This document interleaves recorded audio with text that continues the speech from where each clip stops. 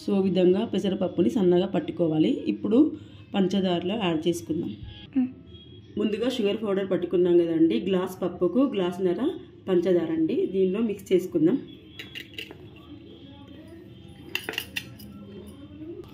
So మొత్తం కలిసేలా కలుపుకోవాలి.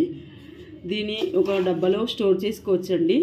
మనకు ఎంత అవసరం ఉంటే అంత తీసుకొని నెయ్యి కొంచెం కరిగబెట్టుకొని దానిలో వేసి లడ్డూలా చుట్టుకుంటే సరిపోతుందండి. ఎలా చేసుకోవాలో చూపిస్తాను ఇప్పుడు.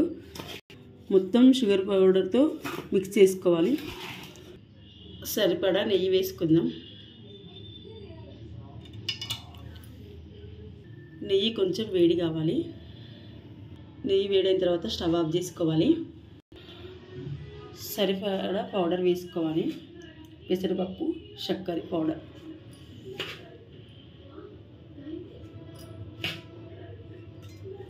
ఇప్పుడు మిక్స్ చేసుకోవాలి. మనకు ఎక్స్ట్రా ఉన్న పౌడరు ఒక డబ్బాలో స్టోర్ చేసి పెట్టుకోవచ్చు. మనకు అవసరం ఉన్నప్పుడు ఇలా నెయ్యి కరిగబెట్టుకొని లడ్డూలా చుట్టుకోవచ్చు. ఈ పెసరపప్పు లడ్డూలు చాలా చాలా టేస్టీగా ఉంటాయండి. మీరు ఒకసారి ట్రై చేయండి, చాలా బాగుంటాయి అన్నమాట. సో ఇలా కలుపుకున్న తర్వాత వీటిని లడ్డూలా చుట్టుకోవాలన్నమాట. ఇలా చుట్టుకున్న దాన్ని ఒక ప్లేట్లో పెట్టుకుంటాం. సో చూసారు కదండి, ఈ విధంగా చేసుకోవాలి. టేస్ట్ అయితే చాలా బాగుంటుంది. మనకు ఎక్స్ట్రా పౌడర్ ఉంది కదండి, ఈ పౌడర్ని వాటర్ తగలకుండా ఒక బాక్స్లో పెట్టుకోవాలి. ఇది 6 months వరకు నిల్వ ఉంటుంది. మనకి ఇష్టం ఉన్నప్పుడు కొంచెం నెయ్యి కరిగి పెట్టుకొని అందులో వేసి కలుపుకొని లడ్డూలా చుట్టుకుంటే చాలా బాగుంటాయండి.